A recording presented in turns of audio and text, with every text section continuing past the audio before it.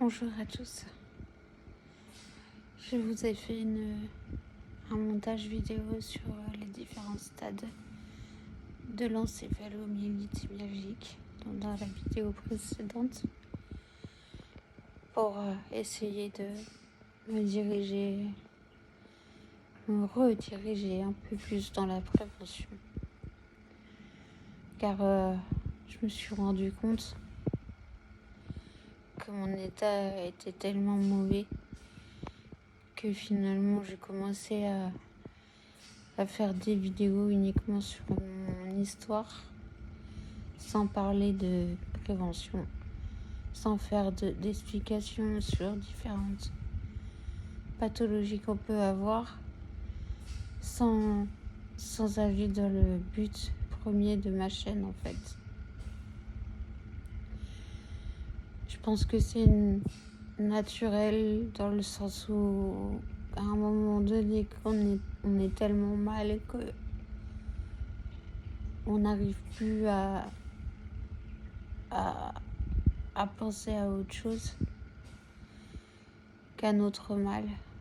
Et c'est vrai que je me pose tellement de questions sur mon état et je suis tellement tout le temps avec ces questions dans ma tête qui tournent à savoir pourquoi, que j'en oublie de penser aux autres et j'en suis vraiment désolée.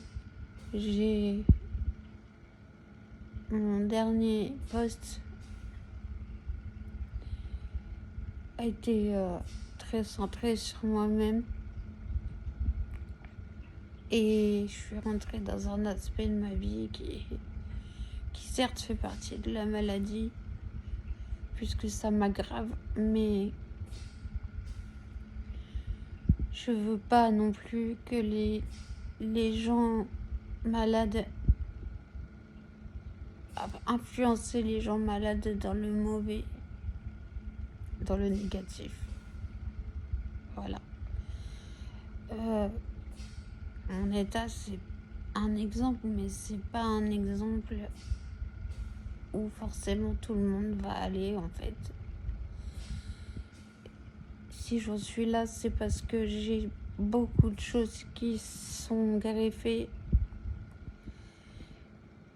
parce que j'ai une situation personnelle compliquée, parce que je vis seule avec des enfants, parce que j'ai été très longtemps dans l'errance médicale, parce que je me suis pas arrêtée de travailler tout de suite, parce que j'ai forcé jusqu'au dernier moment où je pouvais plus tenir debout. Et tout ça a fait qu'aujourd'hui je suis dans cet état.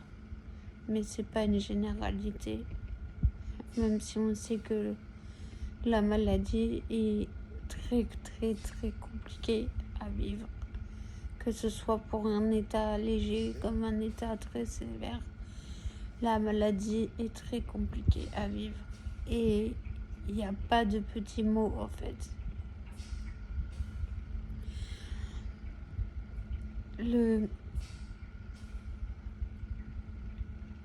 Le fait que plusieurs pathologies se greffent à cette encéphalomyélite font que c'est très compliqué parce qu'on ne sait jamais qu'est-ce qui nous rend malade. Qu'est-ce qui fait que tel jour on est dans cet état. Moi là, par exemple, aujourd'hui, malgré le changement de mon traitement depuis vendredi, qui était censé m'améliorer, vous voyez tout l'œdème que j'ai, je ne peux plus du tout ouvrir l'œil. Je suis pas bien du tout, je bradicarde toutes les nuits, bref, j'ai un état global vraiment mauvais. Mais c'est pas une généralité et c'est pas... bref, je veux être un modèle de prévention et non un modèle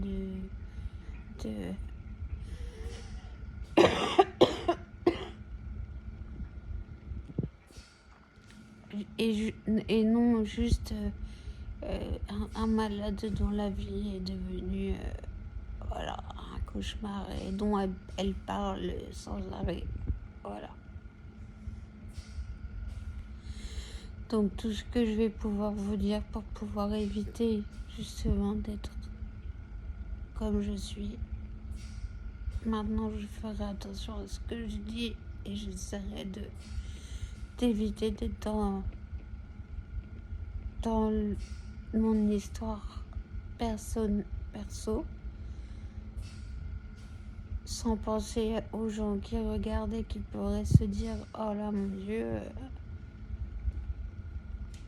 voilà, c'est juste ça. Je veux vraiment retourner à la base de ma chaîne, qui était à la base la prévention. Même si on est d'accord, il faut vraiment montrer à tout le monde et à tous ce que ça peut donner un Covid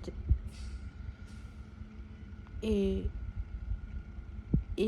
alerter et faire tout ce qu'on peut pour montrer aussi la gravité de la maladie.